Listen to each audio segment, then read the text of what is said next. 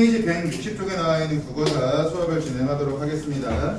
160쪽 보시면 상단부분 세종 어제 훈민정음이라고 나와 있는데 그 검정 색깔 글씨 보이시죠? 세종 동그라미 쳐보시면 그럼 거기 나와 있는 세종이라고 하는 글자는 세종대왕님이 되실 거고요. 세종대왕님.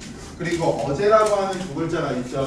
그 어제라고 하는 두 글자는 같은 뜻으로 몸소 지은 또는 몸소 제작한이라고 생각하시면 어제라고 하는 두 글자를 의미하시는 데 있어서는 어렵지 않으실 거고, 그 다음에 훈민정음이라고 하는 네 글자가 있는데 훈민정음이라고 하는 네 글자의 의미도 여러분들이 이미 배우셔서 어느 정도 알고 계실 텐데요.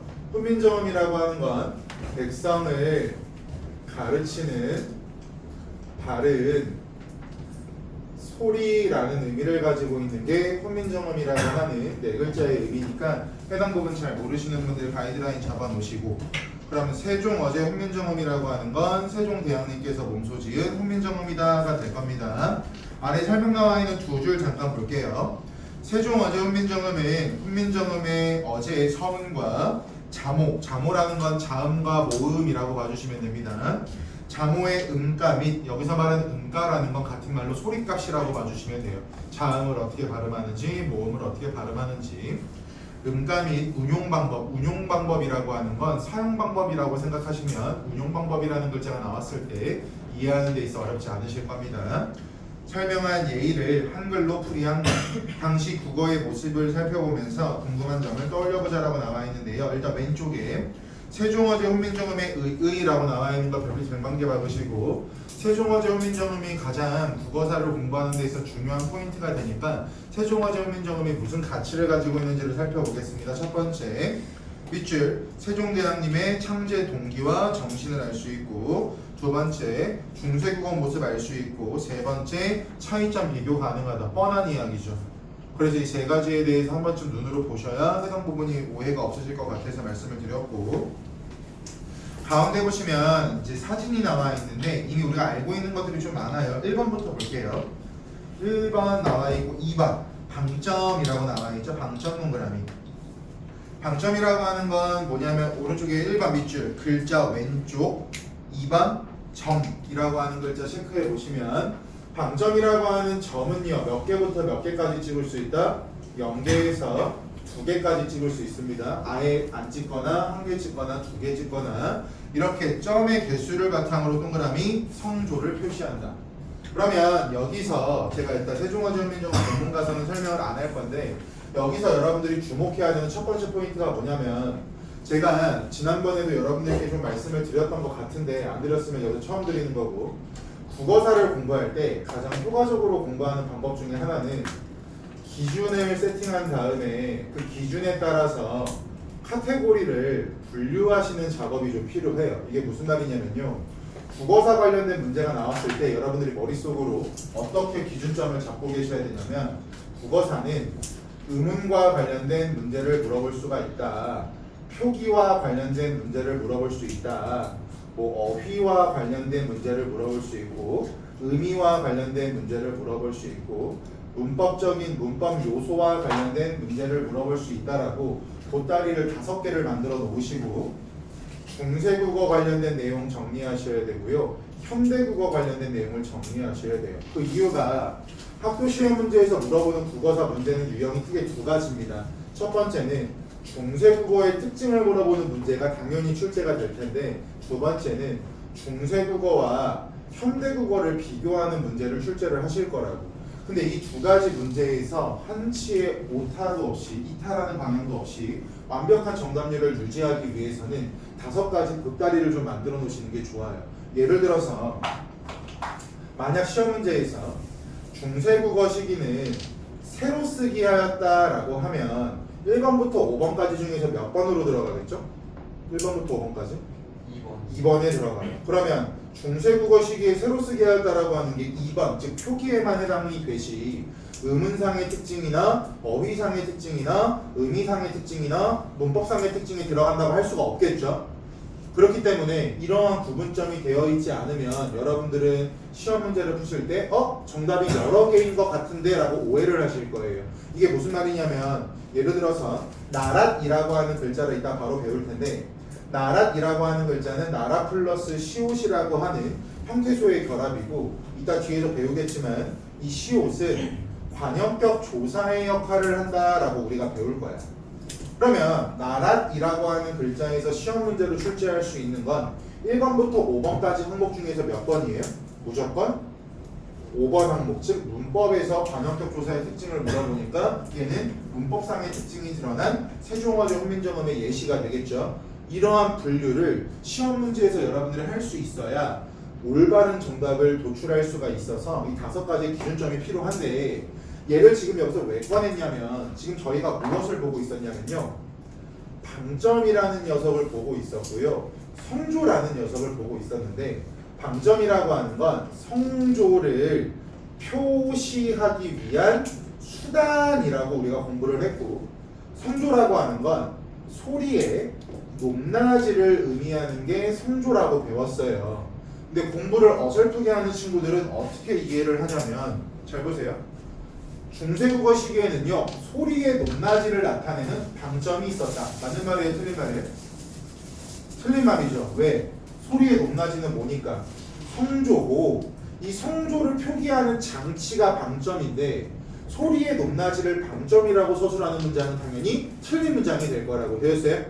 첫 번째 포인트. 두 번째, 소리의 높낮이라고 하는 건 오늘날에는 해당 사항이 없지만 중세국어 시기에는요 의미를 변별하는 기능을 하고 있었습니다. 여기까지 이해되었죠? 그럼 점의 개수에 따라서 단어별로 같은 형태라고 하더라도 예를 들어 나라고 하는 글자가 있고 점이 2개 찍힌 나라고 하는 글자가 있을 때 점의 개수에 따라서 성조가 다르다고 했으니까 앞에 있는 녀석과 뒤에 있는 녀석의 소리의 높낮이는 다르다고 하는 거 여러분들이 이해하는데 어렵지 않으실 거예요. 근데 소리의 높낮이에 따라서 의미가 뭐 된다? 변별된다라고 했으니까 이 두 가지는 같은 뜻이야 다른 뜻이야? 다른 뜻이 될 거야. 여기까지 이해되었어요? 그럼 문제요. 성조라고 하는 것은 의미를 변별하는 기능을 하고 있어요. 그죠? 마치 저희가 1학기 때 배웠던 뭐처럼? 의문처럼. 그럼 만약에 성조를 물어보는 문제라고 가정한다면 1번부터 5번까지 중에서 몇 번에 들어가야 돼요? 5번. 의문이니까 1번에 들어가야 되겠죠? 여기가 이해되었어요? 반면에 방점이 소리의 높낮이라고 했어? 방점은 소리의 높낮이가 아니라 그랬죠? 방점은 무슨 역할을 한다고? 성조를 표시한다고 되었어요? 성조를 표시하려면 표기를 해야 되겠네요. 되었어요? 그럼 여기서의 방점이라고 하는 녀석은 1번부터 5번까지 중에서 몇 번에 들어가요? 그렇지, 2번에 들어갑니다. 이거 잡으려고 이 5가지 카테고리 나오는 거예요.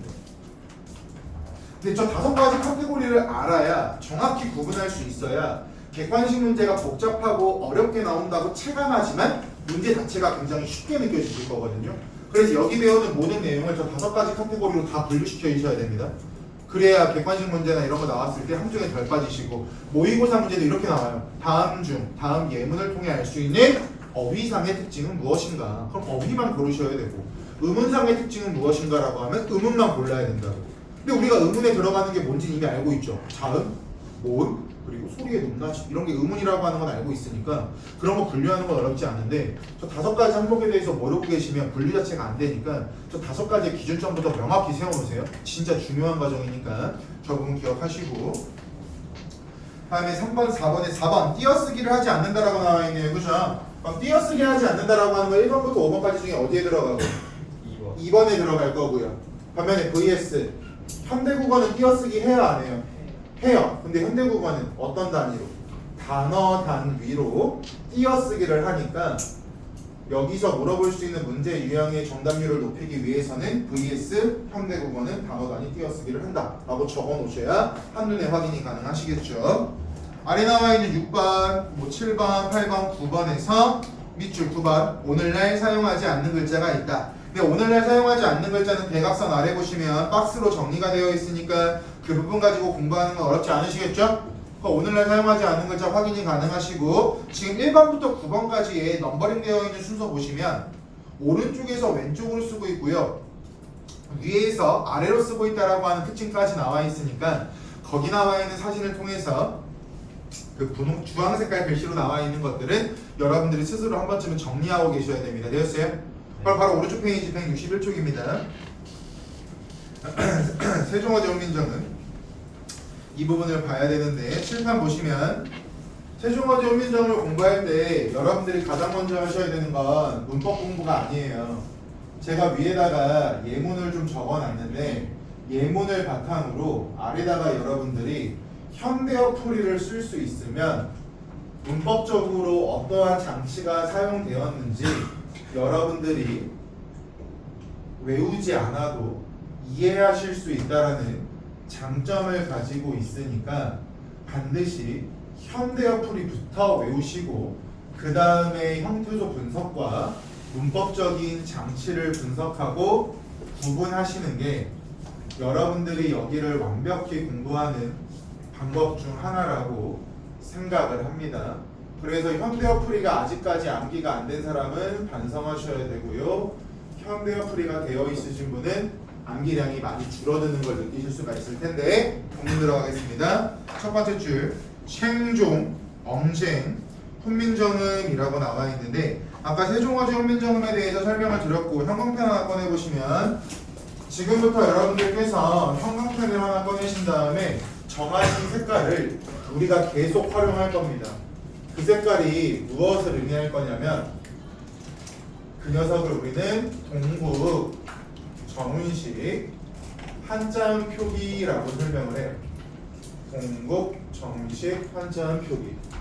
그래서 생이라고 하는 글자에만 일단 밑줄 쳐놓고 동국 정운식 한자음 표기에 대해 설명한 다음 동국 정운식 한자음 표기가 적용된 것들만 따로따로 말씀을 좀 드리도록 할게요. 그럼 동국 정운식 한자음 표기라고 하는 건 뭐냐면 세종대왕님께서 한글을 만들었음에도 불구하고 당시 전 세계를 지배하고 있던 건 중국이죠. 중화사상.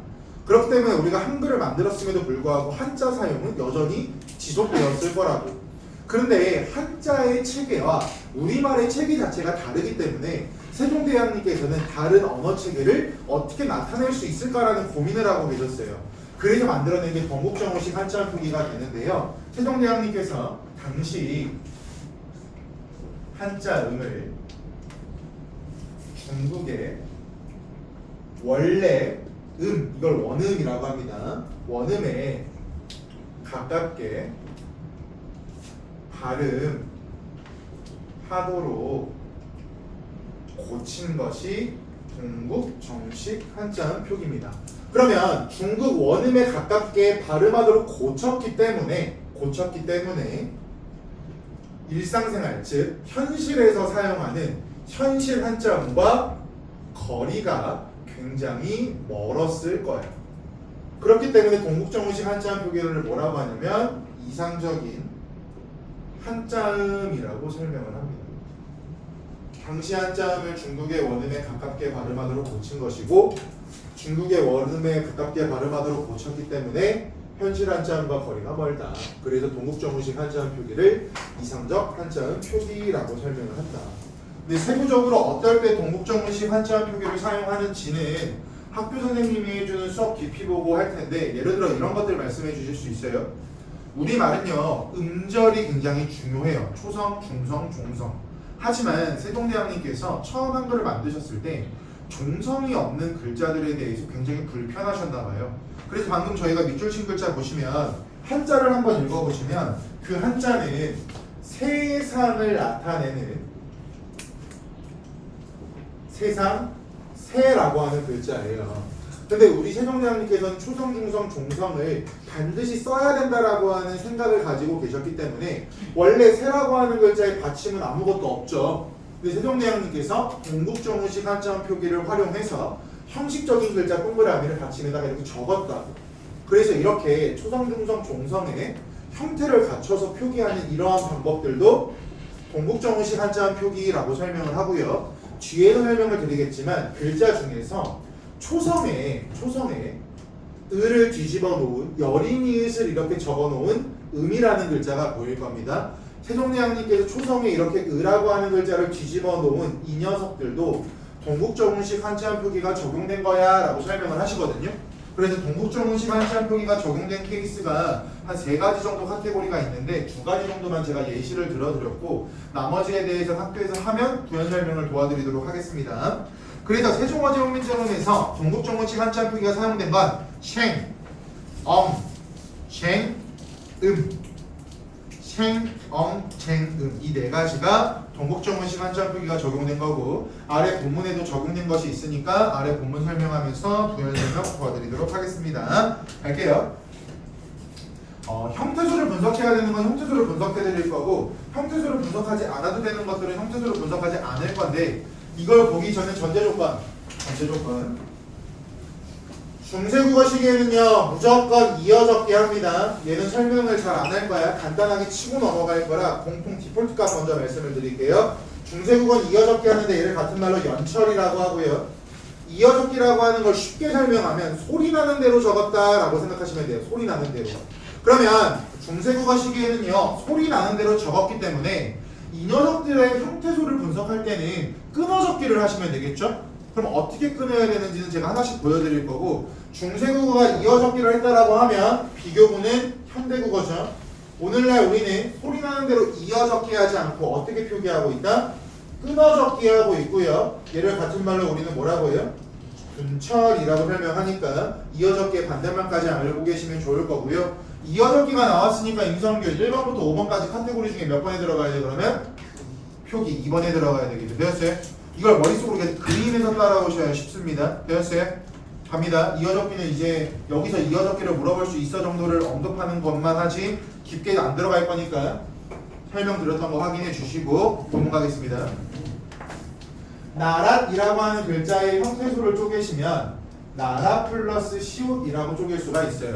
그럼 선생님 나라 플러스 시옷으로 쪼개지는 걸 외워야 됩니까? 라고 고민하실 수가 있는데 제가 아까 도입부에서 현대어풀이를 먼저 외우라고 말씀을 드렸죠. 그죠? 그럼 얘를 어떻게 생각하면 좋냐면 우리나라의 말이라고 가정했을 때 우리나라라고 하는 글자는 우리나라 플러스 의가 결합된 형태라는 건 여러분들이 상식적으로 생각하실 수가 있겠죠? 됐어요?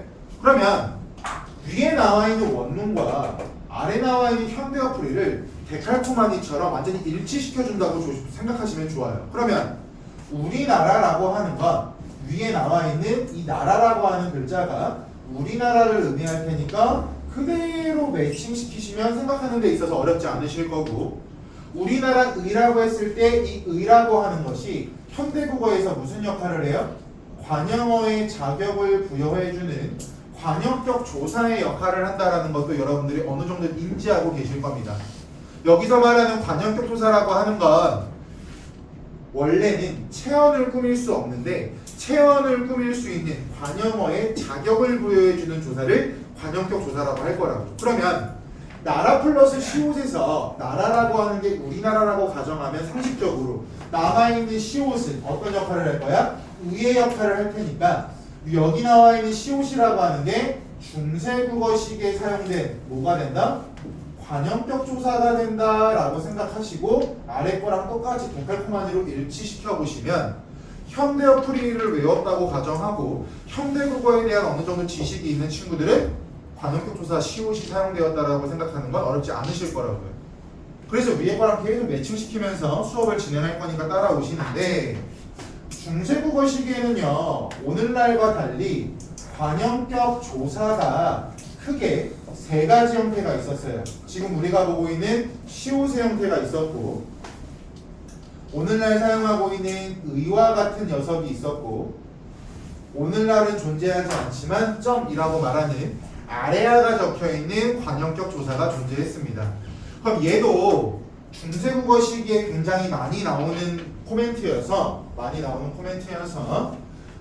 공통적으로 설명하고 저기서는 간단하게만 치고 넘어갈 건데 어떤 걸 설명할 거냐면 중세국어 시기에는요 모음, 조화라고 하는 현상이 철저하게 지켜졌어요.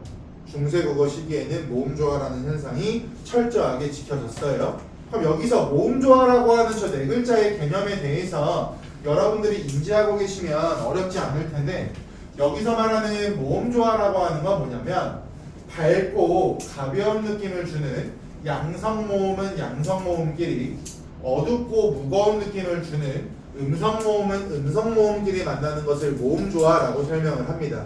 그럼 선생님 어떤 게 양성이고 어떤 게 음성인지 모르겠습니다 라고 설명할 수가 있는데요. 중세국어식이 단모음 체계표라고 하는 걸 여러분들이 한 번만 머릿속으로 기억하고 계시면 양성과 음성 구분하는 건 어렵지 않으실 겁니다. 갈게요. 중세국어 단모음 체계표는요, 이렇게 7가지 단모음이 존재하였다라고 설명할 수가 있어요. 근데 빨간 색깔로 네모치는 이 녀석들은 양성모음이었고요. 반면에 파란색으로 네모치는 이 녀석들은 음성모음이었어요. 그럼 양성모음은 양성모음끼리 만나고 음성모음은 음성모음끼리 만나는 게 모음조화라고 했으니까 앞에 오는 녀석의 모음의 성격에 따라서 뒤에 오는 녀석의 모음의 성격이 결정되었다라고 생각하시면 이해하는 데 있어서 어렵진 않으실 겁니다. 그런데 아무것도 체크 안 한 이 녀석 있죠? 얘는 중성모음입니다. 양성이랑도 어울리고 음성이랑도 어울리는 녀석. 그래서 모음조화가 굉장히 자주 나올 거라서 이 개념을 디폴트 값으로 먼저 여기서 도입부에 잡아드렸고, 그럼 중세국어는 철저하게 지켜져요? 그럼 뭐랑 구분해야 돼? 또 현대랑 구분해야 되는데, 현대국어는요, 모음조화라고 하는 현상이 뭐 되었어요? 파괴되었다라고 설명해야 맞는 말이 되는데, 모음조화가 왜 파괴됐냐면 얘는 현대국어의 단모음 체계표를 생각해 보시면 좋아요. 그러니까 암기하는 게 편하신 분은 단순하게 암기하시면 되는데, 생각하는 게 편한 사람들은 생각해 보세요. 그럼 현대국어 단모음 체계표는요, 저희가 1학기 때 중간고사 때 외웠으니까 이 정도라는 거 어렵지 않으실 거예요.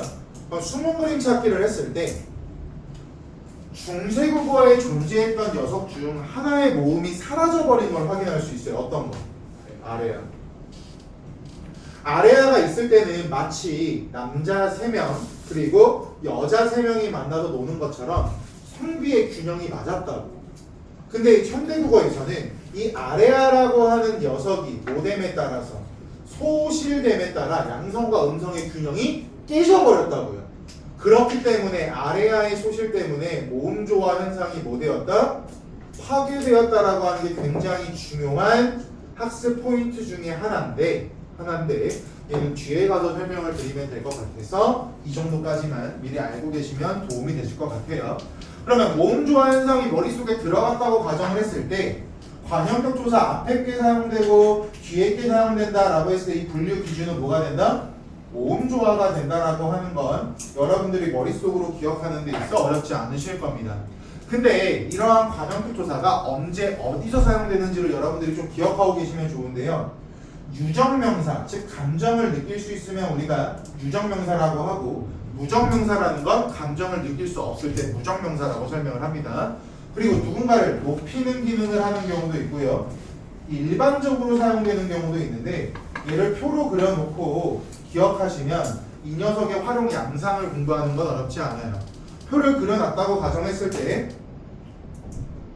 여기 세 칸은 전부 다 시옷이 사용되고요. 유정명사일 경우에 일반적일 때 또는 누군가를 낮출 때만 이 녀석이 사용된다라고 기억하시면 어떤 환경에서 어떠한 관형격 조사가 사용되는지 공부하는 데 있어 어렵지 않으실 겁니다.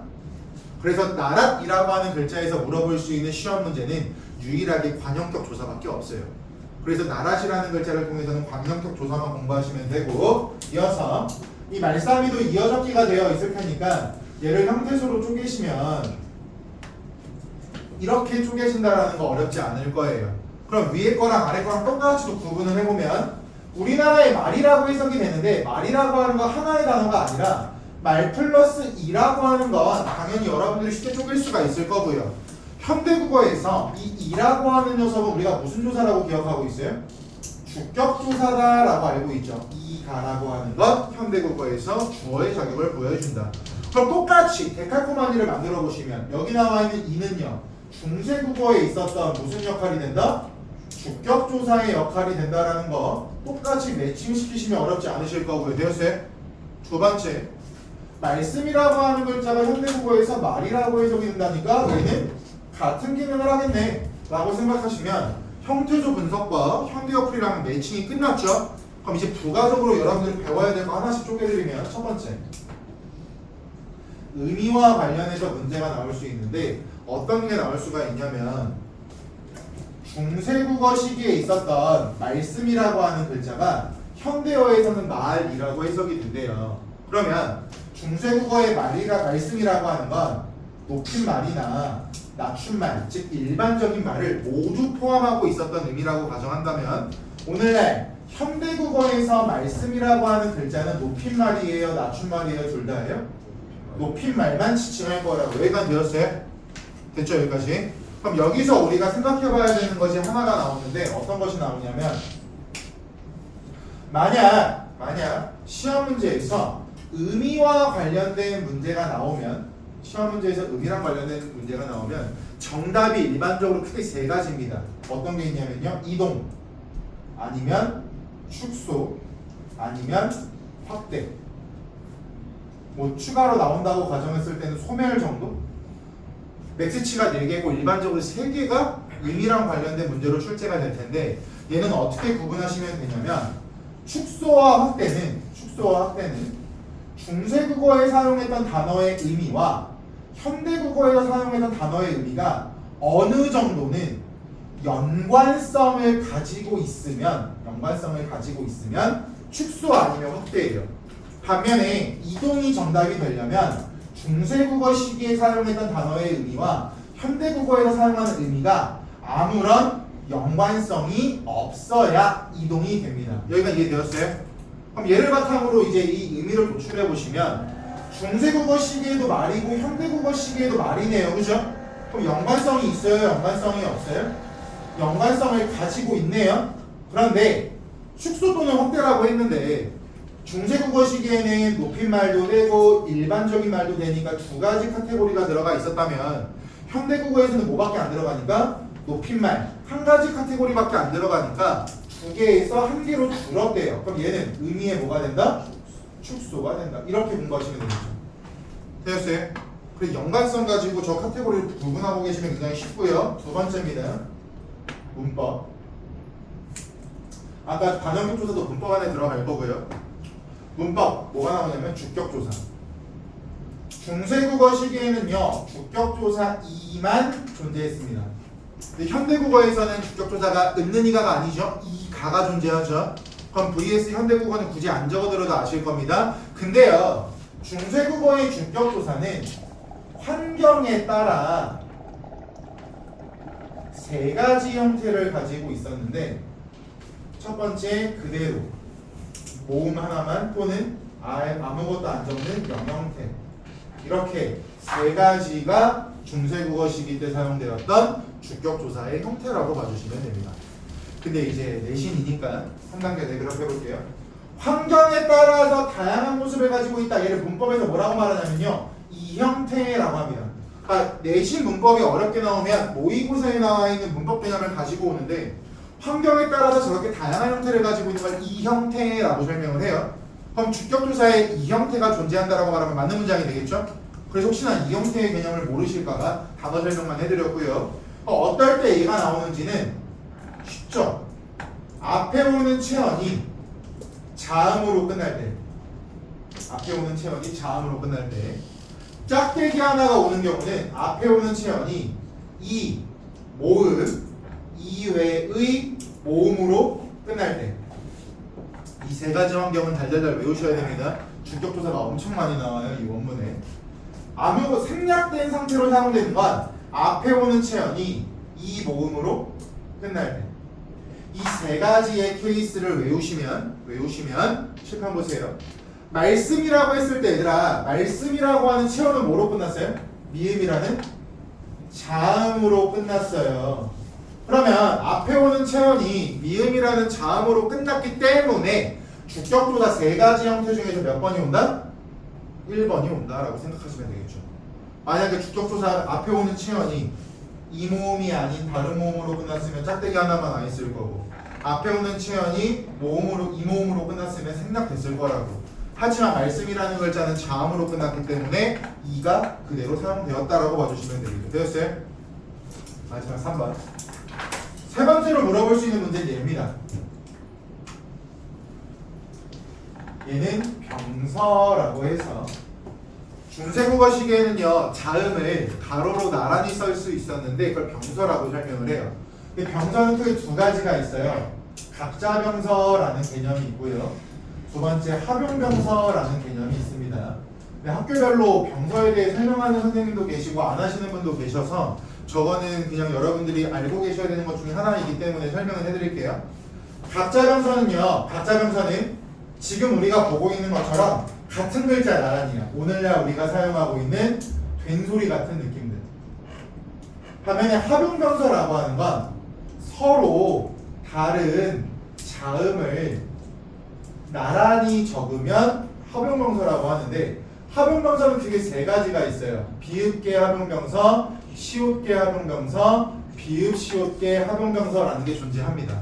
근데 비읍계, 시옷계, 비읍 시옷계를 어렵게 생각하지 마시고 단순하게 비읍으로 시작하는 서로 다른 두 개의 자음 비읍계, 시옷으로 시작하는 서로 다른 두 개의 자음 시옷계, 비읍 시옷으로 시작해서 세 개의 자음이 와 있는 비읍 시옷계 합용병서가 존재한다 정도로만 알고 계시면 병서 관련해서 저 정도 개념 가지고 풀 수 있는 문제가 굉장히 많거든요. 그래서 저 정도의 개념은 여러분들이 인지하고 계시면 좋을 것 같습니다. 그래서 말상위에서 물어볼 수 있는 문제 유형은 세 가지가 있어요. 첫 번째 의미, 두 번째 주격조사 2, 세 번째 병서, 네 번째 디폴트 값 이어적기까지 되었어요. 말상위에서는 이 네 가지 말고 출제할 수 있는 문제가 없다라고 생각하시면 좋고요. 이어서 가겠습니다. 중국과라고 했을 때 중국 플러스 과가 되겠죠? 그러면 당연히 중기계라고 하는 것도 형태소를 쪼개면 뭐가 된다? 중, 귀 플러스 애가 될 테니까 여기 나와 있는 중기과 여기 나와 있는 중국은 같은 말인데 초성에 숨은 그림 찾기 해보시면요. 오늘날은 중국이라고 말하는데 중국이라고 말하면 돼요. 1학기 때 배웠죠? 디귿이 모음이나 반모음 이를 만났을 때 지읒으로 바뀌는 현상을 구개음화라고 하죠. 근데 중세국어 시기에는 중기기라고 발음한다라고 하니까 뭐야? 구개음화 일어나지 않았다. 언제? 중세국어 때.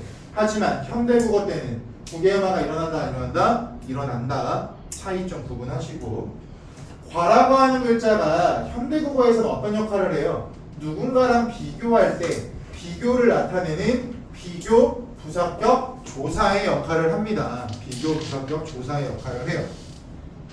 그러면 여기 나와 있는 애라는 녀석도 아래 나와 있는 과랑 똑같은 역할을 해야 되니까 여기 나와 있는 애는 무슨 역할을 한다? 비교 부사격 조사의 역할을 한다라고 기억하시면 된다고. 그러니까 현대어풀이를 안 외우고서 생각을 하면 다 외워야 되는데 현대어풀이를 외운 다음에 위에 거랑 매칭시키면 쉬워져요. 그러니까 암기를 덜 하고 싶으면 현대어풀이부터 외우라는 거죠. 이어서 다라라고 하는 글자 있죠. 요즘에는 학교에서 설명을 잘 안 하는데 저도 설명 안 하긴 할 겁니다. 하는 학교가 있고 안 하는 학교가 있는데 학교에서 만약 리을, 이음, 활용형이라고 하는 카테고리를 설명할 거고 설명하지 않으면 설명하지 않겠습니다. 그래서 이 키워드 정도는 알고 가셨으면 좋겠어서 말씀을 드리고 있고요. 이어서 볼게요. 달라서 중국의 한자와라고 나와 있는데 중국의 한자와라고 했을 때 여기에 한자 플러스 와라고 하는 거 어렵지 않을 거고 문장와로라고 나와 있으니까 여기 중간에 플러스 문자 플러스 와로라고 하는 것도 어렵지 않으시겠죠? 그럼 앞에 나와 있는 문자는 결국 한글이 아니라 뭐가 된다? 중국의 문자인 한자가 된다는 거 내용 일치 문제에서 함정에 빠지시면 안 되고요. 여기서 와라고 하는 글자 있죠? 여기서 와라고 하는 글자는 현대국어에서 공동의 의미를 나타내는 공동의 부사격 조사예요. 마치 투게더의 의미를 가지고 있는 녀석. 그러면 여기 나와 있는 이 와로라고 하는 것과 와라고 하는 녀석의 성격을 일치시켜줘야 되니까 중세국어에 있었던 이 와로는 무슨 역할을 한다? 공동 부사격 조사의 역할을 한다. 그리고 짱이라는 글자 색칠 동국 정식 한자 표기.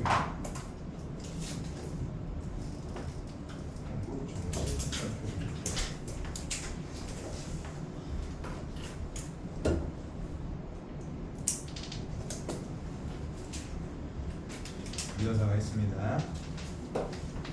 서르라고 하는 글자 나왔죠? 이 서르라고 하는 글자와 현대어풀이의 서로 보시면 차이점은 뭐예요?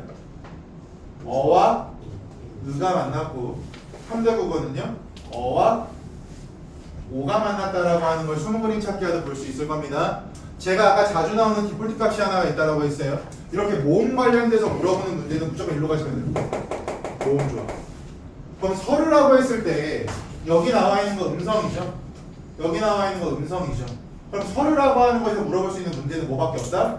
유일하게 모음 조합밖에 없는데 중세국어 시기에는 모음조화가 철저하게 지켜졌다. 하지만 아래 나와 있는 서로는요. 모음조화가 파괴되었다. 되었어요? 이어서 갑니다. 사마띠라고 하는 게 통화지라고 해석이 된대요. 그럼 수능 그림 찾기 했을 때 가장 먼저 확인할 수 있는 거 중세국어 시기에는 D라고 적은 글자를 현대국어에서 뭐라고 적어요? G라고 적네요? 그럼 여기서 알 수 있는 거 중세국어 시기에 뭐가 일어나지 않았다? 국외음화가 일어나지 않았다. 그래서 현대문법을 알고 있어야 국어사가 쉬워요. 두 번째, 여기서 물어볼 수 있는 문제는 마지막 하나는 얘입니다. 8. 종성법. 세종대왕님께서는 표기할 때 받침에 표기할 수 있는 자음을 8개로 리미트를 거셨는데 그 8개가 뭐냐면 다, 나, 다, 라, 마, 바, 사, 예림 이 8개만으로 받침에 오는 자음을 표기해야 된다라고 하셨어요. 근데요 여기서 우리가 봐야 되는 게 얘야. 사맛이라는 글자. 이 사맛이라고 하는 녀석의 원래 형태는 뭐냐면 사, 맛, 답니다. 근데 받침에 수능 그림 찾기 한번 해보세요. 원래 기본 형태는 이 녀석인데 표기할 땐 시옷으로 바뀌었죠? 이 부분 때문에 물어볼 수 있는 문제가 뭐라고? 팔종성법이라고. 8가지 자음만 표기할 수 있는데 여기에는 이 녀석이 안 들어가 있잖아요. 그래서 세종대왕님께서 표기하실 때 받침에 있는 이 녀석을 뭐로 바꿨다? 팔종성법에 해당하는 시옷으로 바꿔치기 하셨다고요. 그 여기선 팔종성법만 물어본다. 구제음을. 되었어요? 이어서 아니할시라고 했을 때 아니라고 하는 두 글자를 통해 알 수 있는 거. 중세국어 시기에도 뭐가 존재하였다? 부정표현이 존재하였다. 오늘날 현대국어에서도 안과 못이라고 하는 걸 부정표현이라고 하죠. 그래서 중세국어 시기에도 부정표현이 존재하였다라고 우리가 생각해야 되니까 해당 부분 기억하시고 할시에라고 했을 때 얘는 외우세요. 되게 많이 나옵니다. 이 리을시에라고 하는 글자 있죠? 얘는 종속적 연결어미라고 설명을 해요. 근데 연결어미 중에 대등적 연결어미도 있어요. 이건 중학교 3학년 때 문장의 짜임하면서 배웠어요. 대등하게 이어진 문장과 종속적으로 이어진 문장. 근데 그게 까먹은 사람은 그냥 종속적 연결어미라고 외우세요.